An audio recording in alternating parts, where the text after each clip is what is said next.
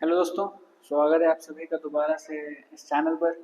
हम लोग बहुत सारे टाइम से इंटरव्यू की प्रिपरेशन के लिए वीडियोस बना रहे हैं जिसमें डिस्कशन हो रहा है। बैंकिंग अवेयरनेस का थोड़ा सा हुआ, पर्सनालिटी बेस्ड क्वेश्चंस का हुआ, क्या करना चाहिए क्या नहीं करना चाहिए, इन सब पे बात करी। और अ, बहुत सपोर्ट आप लोगों ने दिखाया, उसके लिए भाई हाथ जोड़ के बहुत बहुत थैंक यू। प्लस जितने सुंदर सुंदर मैसेजेस मेरे पास आते हैं उसके लिए I am actually very happy कि मैं ये रिसीव कर पा रहा हूँ। ठीक है, आई डोंट थिंक कि मैं इस लायक हूँ कि ये अभी मेरे पास ऐसा हो। I have just started it, but thank you अगर मैंने किसी की लाइफ में कोई भी चेंज लाया है अपनी किसी भी बात से, उसके लिए बहुत बहुत थैंक यू। जो आप लोग प्रेस करते हो, जो अप्रिशिएशन देते हो। अगर मैंने रिप्लाईज करने में बीच में 2-3 दिन थोड़ा सा डिले किया है, अगर उसकी वजह से कुछ फ़र्क पड़ा तो उसके लिए I am really really sorry. और मैंने करे हैं, मैंने कमेंट्स आई थिंक ऑलमोस्ट सारे रिप्लाई कर दिए हैं। मेल्स 2-3 शायद बचे हुए हैं, उस पर मैं ज़रूर से आज या कल में कोशिश करके ख़त्म कर दूंगा। और कोई भी क्वेरी हो आपको, आप खुल के पूछिए, मेल करिए, कमेंट करिए, टेलीग्राम का यूज़ करिए। थोड़ा सा डिले हो जाता है उसके लिए मैं अभी से पहले ही से इन एडवांस सॉरी बोल देता हूँ, क्योंकि कभी कभी होता है कि समय नहीं निकल पाता है कि कर सकें कुछ भी। बाकी ये सारी चीज़ें अलग। अब आ जाते हैं थोड़ा सा टॉपिक की तरफ। आज का टॉपिक बेसिकली वही है कि किस चीज़ों से आपके मार्क्स कटने के चांसेस बढ़ जाते हैं, कि आप क्या कर रहे हो, स्पेशली अननोइंगली आप क्या कर रहे हो जिससे आपके मार्क्स कट रहे हैं, है ना। तो अब सिंस अननोइंगली कर रहे हो तो आप उस पर ज़्यादा कंट्रोल नहीं कर सकते, बट स्टिल अगर आपको पता होगा कि हाँ इन चीज़ों से होता है, तो हो सकता है कि आप उस पर कुछ काम करो और कुछ बेटरमेंट आ जाए। ठीक है, इस पर डिस्कशन करेंगे थोड़ा सा। पहले एक चीज़ समझना देखो बहुत ज़रूरी है कि ये इंटरव्यू एक ऐसा स्टेज है ना किसी भी एग्ज़ाम का, जो आपके हाथ में है नहीं। ठीक है, आप हो सकता है बहुत अच्छा परफॉर्म करके आओ और आपको मार्क्स अच्छे ना मिले, हो सकता है बहुत बेकार परफॉर्म करके आओ फिर भी आपको मार्क्स अच्छे मिल जाए। ठीक है, it just depends on how they are perceiving your personality. ठीक है, वो 5 लोगों ने आपको कैसे जज किया, इस पर डिपेंड कर रहा है। हो सकता है कि आप कोई भी क्वेश्चन आंसर ना कर पाओ, but they like how you handle that situation, कि आपको कुछ नहीं आता, still you are giving good answers, handling the situation well. तो अच्छी चीज़ है, वो वही देखने के लिए बैठे हैं। मैं 10 बार कहता हूँ, आपका इंटरव्यू में कभी नॉलेज चेक करने के लिए नहीं आ रहे हो कि आप क्या जानते हो क्या नहीं जानते हो। ठीक, तो प्लीज़ इस चीज़ को बहुत आराम से अपने दिमाग के अंदर बैठा लो कि ये आपके कंट्रोल के बाहर है, कि वो किस चीज़ से खुश हो जाएं या किस चीज़ से नाराज़ हो जाएं, यू डोंट इवन नो। मैं भी नहीं जानता हूँ, बट सिंस हाँ थोड़ा सा एक्सपीरियंस है, थोड़ा सा अपना एजुकेशन है मेरे पास, जिसकी वजह से मैं आपको ये बता पा रहा हूँ कि हाँ ये सब चीज़ें मैटर करती हैं। कभी कभी होता है कि मैं कुछ लोगों से जब बात करता हूँ तो तुरंत एक सडन वो फील होता है कि हाँ यार ये this is a good person. ठीक, वो क्लिक करना करना बहुत ज़रूरी है। अगर वो नहीं हुआ तो you will get low marks, है ना। उसके लिए आप कुछ नहीं कर सकते हो। तो प्लीज़ टेंशन लेना बंद करो, परेशान होना करो अपने आप को। नहीं, ना हो परेशान, कभी ना हो परेशान।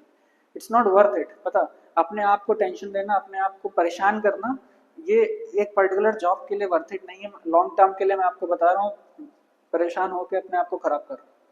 ठीक है, प्लीज थोड़ा सा शांत रहने की कोशिश किया करो, सोचने की कोशिश किया करो कि अगर सपोज मेरे पास क्वेश्चन आते हैं जिसमें आदमी छोटी छोटी चीज़ों पे बहुत ज़्यादा टेंस हो रहा है।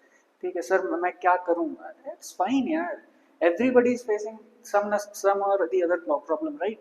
आपको बस इन चीज़ों के लिए परेशान नहीं होना है ना।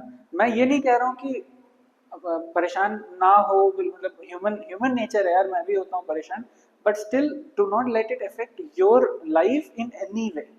होती है परेशानी, टेंशन रहता है, अरे यार क्या होगा क्या होगा क्या होगा। ठीक है, जैसे for example I created this YouTube channel ना, मैं जेनुइनली अगर देखा जाए तो मैं देख नहीं रहा हूँ कि क्या ग्रोथ है कैसा है, बट जो कमेंट्स रिसीव हो रहे हैं दैट आर द फ्रूट्स जो मुझे मिल रहे हैं। करेक्ट, तो प्लीज़ अपने आप को फालतू की चीज़ों के लिए स्ट्रेस अप मत करो कि वहाँ जाऊँगा तो क्या होगा। अरे नहीं पता क्या होगा यार, किसी को नहीं पता होता, मुझे भी नहीं पता था। Even after having a degree in psychology मुझे नहीं पता था मेरे साथ अंदर क्या होगा। ठीक है, चलिए टॉपिक पे आते हैं। दिमाग में रखिए, पैनलिस्ट को बेवकूफ़ मत समझिए। वो बहुत सीनियर्स हैं जो कि बहुत टाइम से इंटरव्यू ले रहे हैं, तो वो हर चीज़ जानते हैं। ये पहले क्यों बता दिया, काफ़ी सारी मिस्टेक्स ऐसी हैं जो बच्चे कर रहे हैं ये सोच के कि यार उनको क्या ही पता चलेगा, है ना। वो 5 लोग 6 लोग जो बैठे हैं ना, they are too much knowledgeable, too much senior than you, ठीक। मतलब हम लोग शायद ही उनके लेवल पे पहुंच पाए, that's why they are chosen ना कि उनको इंटरव्यू लेना है। तो प्लीज नेवर एवर उनको छोटा मत समझिए, उनको कम मत आकिए, ठीक है। टॉपिक में है कि क्या मिस्टेक्स हम अवॉइड कर सकते हैं जिससे मार्क्स कटें, राइट। पहला टॉपिक जिस पर मैं बात करना चाहूँगा वो एक बहुत बेसिक सी चीज़ होती है, बॉडी लैंग्वेज, है ना। आपकी बॉडी लैंग्वेज क्या है। जैसे मैं बहुत बार अपनी वीडियोस में बोलता हूँ, कई बार बोला है मैंने कि try to be an officer. छोटी सी चीज़ है ना, समझना बहुत मुश्किल है इसको, लेकिन बहुत छोटी सी चीज़ है। If you want to be an officer, behave like an officer, try to live your life like an officer, ठीक। इसमें मैं ये नहीं कह रहा हूँ कि शाही तरीके से रहो, एकदम रॉयल हो जाओ, नो नीड भाई, ये नहीं करना है। अपने आप को ऑफिसर बनाना है, अपने अंदर वो क्वालिटीज डेवलप करनी है, ठीक है। क्योंकि आपको पता कई जगह पर ऐसा होता है कि since you are not ready to take up responsibilities, to take up pressure, to handle the situations, that's why आपका वो जो बॉडी लैंग्वेज है ना वो शो करने लगता है ड्यूरिंग द इंटरव्यू कि ना he is not ready. May be आपको नॉलेज की बेस पर आपको कुछ और देख के वो मार्क्स दे दें, आपका सिलेक्शन हो जाए, but if they know they will write it down, you are not ready for that particular thing, ठीक। उनके रिमार्क्स हो सकते हैं कि वो लिखते हैं, बहुत बड़ी चीज नहीं है कि आपका सिलेक्शन हो जाता है, हो सकता है कुछ और अच्छा लग गया हो, but since you are not ready, you show something that they will catch up, है ना। साइकोलॉजी में वी रीड थिंग्स कि how a person is behaving, बात करके समझ में आता है कि मतलब उसका एक्चुअल पर्सनालिटी क्या है, वो दिखा क्या रहा है, ठीक है। या उसके बैठने के तरीके से, जैसे आप लोगों ने ये सबने सुना होगा, जिसने नहीं भी डिग्री ली है, दे नो कि हाँ आदमी के बोलने से लेके चलने तक के ढंग से we can tell a lot of things about him, ठीक। ये इसमें कोई रॉकेट साइंस नहीं है, ये छोटी सी चीज़ है, बस समझ में आता है। आप बॉडी लैंग्वेज में क्या ध्यान रखना है कि भाई डल नहीं रहना है, ऐसे करके नहीं बैठना है वहाँ पे, बी एन ऑफिसर यार, चेस्ट आउट, आराम से मस्त होके बैठो। फॉर गर्ल्स ऑल्सो, मतलब if you be a bit more confident through your body, that's a big thing that you can do, ठीक है। अपने आप को पोर्ट्रे करो एज एन ऑफिसर फिजिकली पहले, देन मेंटली देखो। ये तुरंत नहीं होगा कि आप इंटरव्यू रूम में गए और आपने ऑफिसर मोड ऑन कर लिया, अपने ऐसे क्लिक किया ऑफिसर मोड ऑन हो गया, ऐसा नहीं होता ना। सबसे इजी चीज जो आप कर सकते हो, ये मैं आपसे बहुत बार कहा है मैंने, फिर कह रहा हूँ, try to be kind and humble. These two things will teach you a lot in life. बहुत चीजें सीख जाओगे केवल काइंड होके और हम्बल होके। हर सिचुएशन में मैं कह रहा हूँ, कितनी भी खतरनाक सिचुएशन हो ना, हम्बली किसी के साथ बात कर लो और काइंडली ट्रीट कर लो, चाहे जितनी भी परेशान आप हो। किसी ने आपको मार भी दिया हो, घंटा आप भी मार दो खींच के, ऐसे लड़ाई नहीं करनी है, शांत रखना अपने आप को, that's how things will change for you as a person. बहुत ज्यादा एक्सट्रीम बोला है मैंने, बट सच है ये, आप अप्लाई करके देखो। Since I have been preparing, I am applying this on myself, and I have seen a drastic change in my personality. I was not like this before. Please be humble, be kind. This thing will definitely bring out an officer in you, or some other personality that you are made up for. ठीक है। तो body language अपना अच्छा रखना है, confident रहना है, positive रहना है, स्माइलिंग रखना है अपने आप को। ये मैंने पिछली वीडियो में फोकस किया था, smile is a very important thing during the interview. मत हंसो भाई, जब टीवी हो रहा है, बायोमेट्रिक्स हो रहे हैं, बाहर वेट कर रहे हो, चेहरा एकदम मनहूसों की तरह बना के रखो, कोई दिक्कत नहीं है। कमरे में घुसने से लेकर दोबारा कमरे से बाहर आने तक चेहरे पे स्माइल रहनी चाहिए, चाहे अंदर कुछ भी हो रहा हो। ग्रिलिंग हो जाए आपकी, आपने कुछ ऐसा बोल दिया हो कि वो समझ गया हो कि नहीं इसकी तो ग्रिल, इसको ग्रिल करना है, तब भी हंसते रहना है, स्माइल रखनी है। अब ये नहीं जोकर की तरह ऐसे करके थोड़ी सी स्माइल इज गुड, कि आप दिखाओ कि हाँ यार इट इज फाइन, ठीक है। First body language. Second, nervousness, इस पर मैंने पहले भी बात करी, मैं फिर कर रहा हूँ। Every single person in that hotel is nervous, ठीक। मैं इवन ये तक कहता हूँ कि फॉर द फर्स्ट कैंडिडेट जो एंटर करता है ना, तो वो 5 जो बैठते हैं ना पैनलिस्ट, उनके भी दिमाग में होता होगा यार क्या पूछेंगे, क्या करेंगे, ठीक, कैसे स्टार्ट करेंगे। होता है, सबके साथ होता है, चाहे आप 10 साल के हो, चाहे आप 60 साल के हो।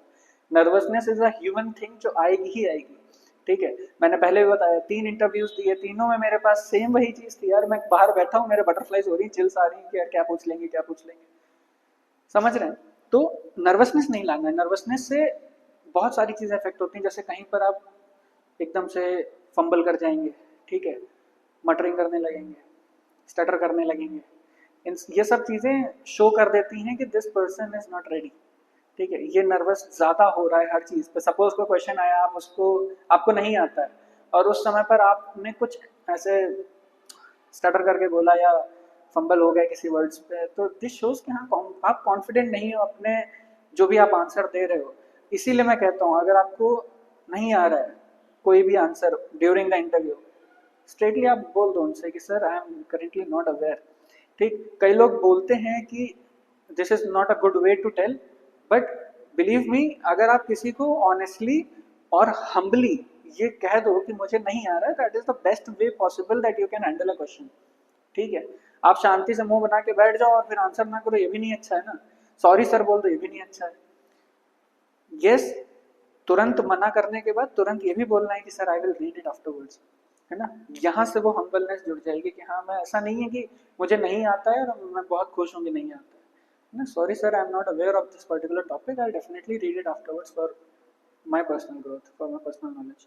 ठीक, ये एंड में ऐड क्यों किया for my personal knowledge, because हो सकता है कि वो आपसे पूछ ले बाद में पढ़ के क्या करोगे, अभी तो नहीं बता पाया, सर मैं अपने आप को बेटर कर लूँगा, अगली बार कभी कोई मुझसे पूछेगा तो I will be able to answer, right. Nervousness को अपने ऊपर हावी नहीं होने देना है, होती है। मैं ये कह रहा हूँ आपसे कि आप अंदर जाओगे तब भी होगी, आप बाहर आओगे तब भी होगी, रूम के अंदर, इंटरव्यू रूम के अंदर, तो उसको हावी मत होने देना, है ना। अपनी बॉडी लैंग्वेज पे जब आप कॉन्फिडेंट रहोगे, एक ऑफिसर की तरह वहाँ पे फील कर रहे होगे, तो कहीं ना कहीं वो नर्वसनेस दब जाती है। ठीक, वो कॉन्फिडेंस जब शो होता है ना, तो वो हर चीज़ को दबा देता है वहाँ पे। ठीक है, नर्वसनेस नहीं रखनी है, बॉडी लैंग्वेज अच्छी करनी है। दो चीज़ें, बॉडी लैंग्वेज पे बहुत ध्यान देना, प्लीज़ बहुत ध्यान देना।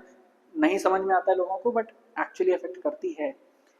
मैंने एक वीडियो बनाई है regarding the dress code for interview ना, उसमें जाके आप एक बार देखना, मैंने ट्रांजिशन दिखाया है कि how a tie changes the way you look. ठीक, उस ट्रांजिशन में बहुत स्पेसिफिकली आपको ये दिख जाएगा कि एक भले भले एक टाई है, बट वो कहीं ना कहीं पर्सनालिटी चेंज उसने दिखाया है। आप जाके देखिए उस वीडियो को, I am standing without a tie and then switch to all the clothes with the tie on. ठीक, that tie adds the confidence in you. Tie is considered an official thing ना, बहुत heavy चीज थी पहले के जमाने में, भाई टाई लगाना बहुत बड़ी चीज हुआ करती थी, सब लोग नहीं यूज करते थे। You are getting an opportunity to use a tie, use it well, right, for boys specially, हाँ गर्ल्स के लिए नहीं है, बॉयज के लिए। फिर नर्वसनेस के लिए मैं एक चीज़ और बताना चाहूँगा, कई लोग कहते हैं कि शीशे के सामने प्रैक्टिस करो, आपकी नर्वसनेस दूर हो जाएगी, आपके अंदर कॉन्फिडेंस बिल्डअप हो जाएगा आंसर देने के लिए। मैं इस चीज़ को पूरी तरीके से नहीं नकारूंगा, बट मैं इस स्टीरियोटाइप के अगेंस्ट हूँ कहीं ना कहीं।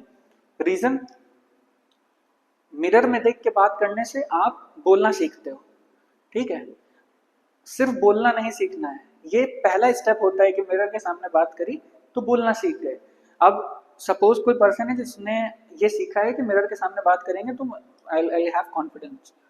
ठीक, आपने मिरर के सामने प्रैक्टिस करी, आप पैनल के सामने बैठे, 5 लोग हैं, आप उड़ गए, हवा उड़ गई, भाई क्या हो गया क्या हो गया, कैसे बोलूँ क्या बोलूँ क्या बोलूँ। आपको एक्चुअली प्रॉब्लम बोलने से नहीं होती है, आपको प्रॉब्लम होती है पब्लिक स्पीकिंग से, चाहे वो 2 लोग बैठे हो चाहे 50 लोग बैठे हो। This is a major problem जो लोग फेस करते हैं। ठीक है, जैसे कई लोग बोलते हैं कि मैं इंग्लिश मुझे आती है, मैं बोल लेता हूँ, but I am not able to express myself in English, है ना। This is not the reason कि आपको इंग्लिश नहीं आ रही है ना, ये तो बस ये कि आप एक्सप्रेस नहीं कर पा रहे हो। उसके लिए क्या करना है, पहला स्टेप तो आपने कर लिया, आप बोलना सीख गए, शीशे में आपने देखा, आप अपने आंखों में आंखें डाल के बोल रहे हो, that means you can have an eye contact with the person you are talking to. Secondly, you can speak. These are the two things that you will learn by practising in front of a mirror. What about next? ठीक, ऐसे persons को चुनना है जिनके साथ आप generally uncomfortable हो गए while talking official things या while speaking in English, right? Choose people who make you uncomfortable. Example देता हूँ, बहुत इजी चीज है, लड़के लड़कियों दोनों के लिए है। लाइफ में ऐसे 1-2 दोस्त जरूर होंगे जो धज्जियां उड़ा देते हैं, राइट, जरूर होंगे, मेरे हैं 2 दोस्त होते हैं, 3 दोस्त होते हैं, ऐसे होते हैं इन जनरल। उन दोस्तों की हेल्प लेना है। कैसे? ये दोस्त आपको हमेशा ना टोकेंगे, जैसे ही आपने कुछ गलत करा ये तुरंत टोक देंगे, आपने कुछ गलत इंग्लिश बोल दी तुरंत आपकी मजाक उड़ा देंगे वो बैठ के, ठीक है, तो इनकी हेल्प लो। दोनों दोस्तों को बैठाओ, खुद बैठो, उनसे कहो क्वेश्चन पूछने को, वो एड़े बैड़े क्वेश्चन पूछेंगे, आपको बोलने की आदत पड़ेगी दोनों के सामने, स्पेसिफिकली इन इंग्लिश। आपका इंग्लिश से डर हट जाएगा। टू बी ऑनेस्ट, मैं बहुत ही शाय पर्सन था, मैं नहीं बोल पाता था, पब्लिक स्पीकिंग नहीं थी मेरे पास कतई। और अभी होता है कि बैंक की वजह से I went to a school during independence day, और मुझे वहाँ बोलना पड़ा, तो आई स्पोक देयर ना। हाउ, ये जो दोस्त होते हैं ना, ये बहुत हेल्पफुल होते हैं, इनका हम लोग यूज कर नहीं पाते हैं अच्छे से। करो, उन दोनों को बैठाओ, तीनों को बैठाओ, और बोलो कि मेरे से क्वेश्चन पूछना चालू करो, कुछ भी रैंडम क्वेश्चन पूछो जो मन करे, पर्सनैलिटी से रिलेटेड, बैंक से रिलेटेड, जो तुम्हें आता हो उससे पूछो। See how you are handling that particular question. ठीक, उससे आपको फीडबैक मिलेगा जो कि प्योरली ऑनेस्ट होगा, भले मजाक उड़ रहा होगा, लेकिन यू विल नो कि हाँ where you are lacking. Similar thing you can do with your mother और father and as well as siblings.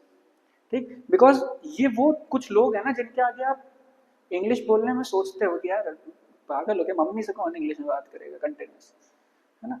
तो use them instead of a mirror, use people that will help you in decreasing the fear of public speaking somehow, somewhat, मतलब बहुत ज्यादा नहीं effect डालेगा, but still उन 5 panel members के आगे थोड़ा सा इफेक्ट आपके पास आ जाएगा कि you will feel more confident. Plus इसके अलावा जो लोग कंफर्टेबल हैं लोगों के साथ बात करने में, जो कॉन्फिडेंट फील करते हैं बात करने में, उनके लिए भाई वेल एंड गुड है। ये स्पेशली उनके लिए था जो नहीं बात कर पाते हैं, जिनको तकलीफ होती है अपने आप को एक्सप्रेस करने में, बोलने में, बात करने में वगैरह वगैरह। ठीक, 2 चीजें हो गई, नर्वसनेस हो गई, बॉडी लैंग्वेज हो गई। थर्ड है ऑनेस्टी। हर वीडियो में बोलता हूँ, कमेंट्स में बोला है, टेलीग्राम पे बोला है, मेल पे बोला है, सबसे ऑनेस्ट रहना है। ऑनेस्ट रहने का मतलब क्या है, कोई क्वेश्चन नहीं आता है तो नहीं आता है, अपने आप बना के कोई आंसर नहीं देना है। ठीक, फर्स्ट थिंग ये, अपने आप से बना के कोई आंसर नहीं देना है। कोई चीज़ नहीं आती है, सच बोलो नहीं आती है। ठीक, हॉबी फॉलो करते हो बताओ, नहीं फॉलो करते हो झूठ नहीं बोलना है। मैं जानता हूँ कई लोग सजेशन देते हैं रीडिंग बुक्स बोलो, 3 बुक्स की समरी पढ़ लो, ऑथर्स पढ़ लो, मेन कैरेक्टर्स पढ़ लो, वहां पूछें तो बता देना। भाई अगर किसी ने वो बुक पढ़ी हुई ना जो तुमने नाम ले लिया, वो पूछने लगेगा, फिर तुमने समरी पढ़ी होगी, उसको स्टोरी पता होगी। ठीक, तो ये रिस्क जो है ना, ये वर्थ इट नहीं है लेना, कि आप बोल दो कि आई लाइक रीडिंग बुक्स और मैंने ये पर्टिकुलर बुक पढ़ी है, और सपोज उन 5 पैनल मेंबर्स में से किसी एक ने वो बुक पढ़ी हुई, you are done. Because as soon as they know कि हाँ this person is trying to bluff us या this person is lying, they will start grilling, because now they know that you are liar. और कुछ सारी जितनी आपने जो जो आंसर दिए होंगे सब वेस्ट हो गए तुरंत। As soon as they get to know that you are lying about something, your whole image is gone. ठीक, you surely you will get less marks, surely 110% I can write it down, कि अगर उन्होंने पकड़ लिया आपको झूठ बोलते हुए, then you're gone, चाहे मेंस में कितने भी अच्छे मार्क्स हो। नेवर लाई, प्लीज नेवर लाई। ठीक है, हमेशा ऑनेस्ट रहो। ऑनेस्ट रहने से आपको पता 2 चीजें मिलती हैं, कि कॉन्फिडेंस रहेगा क्योंकि भाई मैं तो सच बोल रहा हूँ, है ना। प्लस अगर कोई भी क्रॉस क्वेश्चन अराइज होता है उस पर्टिकुलर आंसर से आपके, तो you can answer because you know it, because you are telling the truth, right. आप कॉन्फिडेंटली भी आंसर कर रहे हो और आपको डर नहीं है कि पापा और क्या पूछ लेगा। ठीक है भाई पूछो ना, मेरे मैं तो सच बोल रहा हूँ। जैसे ईयर गैप के लिए मेरे पास जितने भी क्वेश्चंस आते हैं मेल पे या कमेंट्स में, मैं यही बोलता हूँ कि भाई सच बोल दो ना, क्या दिक्कत है। But at the same time अब पूरा सुनना, ये नहीं कि यहाँ पे वीडियो बंद कर देना, सुनना, सच बोलना है लेकिन आंसर स्मार्टली फ्रेम करना है। फॉर एग्जाम्पल 4 साल हो गए, मैंने बीच में कोई जॉब नहीं करी, मैंने बीच में कोई पढ़ाई नहीं करी, 4 years from graduation till the interview. So yes, I was earlier confused regarding what to prepare, where to go. Then I started exploring options for for my professional life. I found out particular exams, I marked down particular exams, and the most I was inclined towards was the banking sector. Then I started preparing for the banking exams. I have given 2 pre or 2 mains, जहाँ तक भी आप पहुँचे हो till now, and I was not able to clear them due to some or the other reason by few marks always.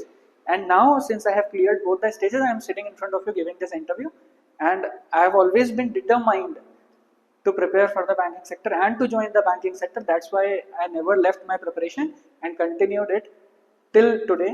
And maybe if I'll get selected, I'll definitely try to move upwards in the bank also by keeping the preparation going, and if not selected, I'll definitely keep preparing to get a job one day in the banks. Simple सा answer था ना, सच बोला ना कि भैया confuse था, नहीं समझ में आ रहा था क्या करना है, तैयारी करी, नंबर नहीं आ रहे थे, कुछ कुछ खराब लगा इसमें? ऑनेस्टली आप लोग मुझे कमेंट में बताओ, ये चीज़ कुछ खराब लगा? नहीं ना?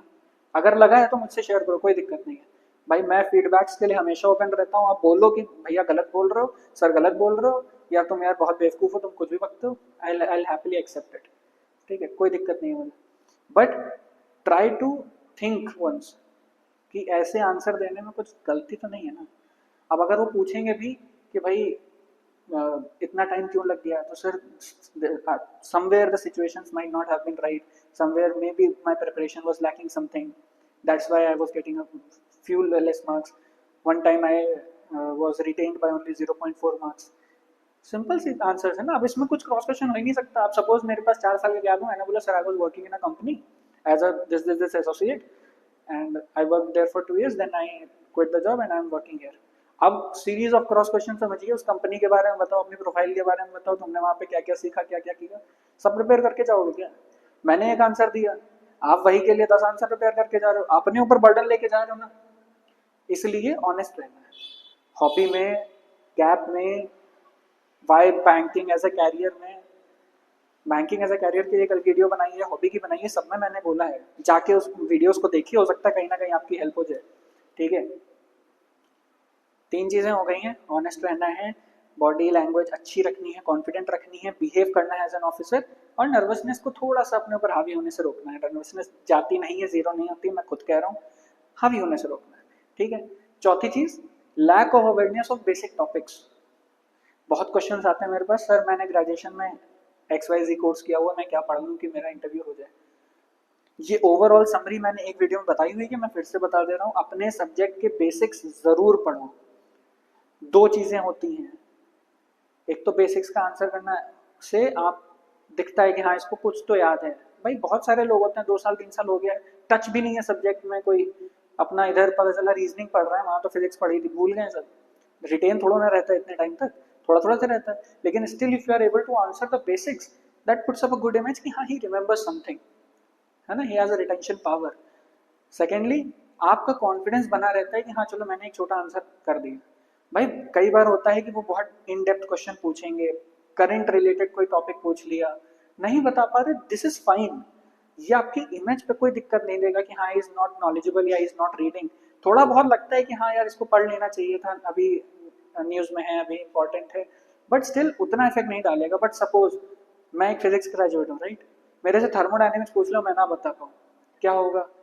दे विल नो कि भाई इसने इंटरेस्ट ही नहीं लिया कभी, क्योंकि ये तो मोस्ट बेसिक थिंग है, मेरे को आती नहीं है, राइट। सेकेंडली क्या होगा, मैं अपने आप में बेकार फील करने लगूंगा, क्योंकि यार शिट मैं थर्मोडायनेमिक्स का आंसर नहीं कर पाया, यार ये तो बहुत आसान है, शिट मुझे दोनों लॉस नहीं आते थे यार। ये अंदर ही अंदर चलता रहेगा, जिसकी वजह से आगे का इंटरव्यू बर्बाद। इस पे तो एग्री करोगे ना सब लोग, कि अगर कोई एक ऐसा आंसर जो बहुत कॉमन है, जो देना ही चाहिए और नहीं दिया, तो गए हम अपने अंदर ही से, हम लोग पूरा बिखर जाते हैं, और फिर सारे आंसर्स इतने उल जुलूल देने लगेंगे कि कुछ मतलब नहीं। जो मॉक्स देते होंगे इंटरव्यूज के, उनको ये चीज़ समझ में आ रही होगी कि अगर कोई ऐसा आंसर ना देखो तो कॉन्फिडेंस एकदम से पैरों के तले निकल जाता है सब बाहर, ऐसा लगता है कि अब कुछ रह ही नहीं गया, अब तो मैं बर्बाद हो गया। तो प्लीज़ बेसिक्स थोड़ा सा प्रिपेयर कर लो, अगर नहीं भी आंसर कर पाओगे तब भी फाइन है, बट पढ़ने से at least you will be free mind से कि हाँ मैंने पढ़ लिया, आई हैव एटलीस्ट रेड, नहीं हुआ तो कोई बात नहीं। ठीक है, करंट न्यूज़ पढ़ो, बैंकिंग अवेयरनेस जरूर पढ़ के जाओ। ये lack of awareness of these things ना, थोड़ा सा करंट ले लो, थोड़ा सा अपना ग्रेजुएशन के सब्जेक्ट्स का बेसिक्स ले लो, और बैंकिंग अवेयरनेस के बेसिक्स ले लो।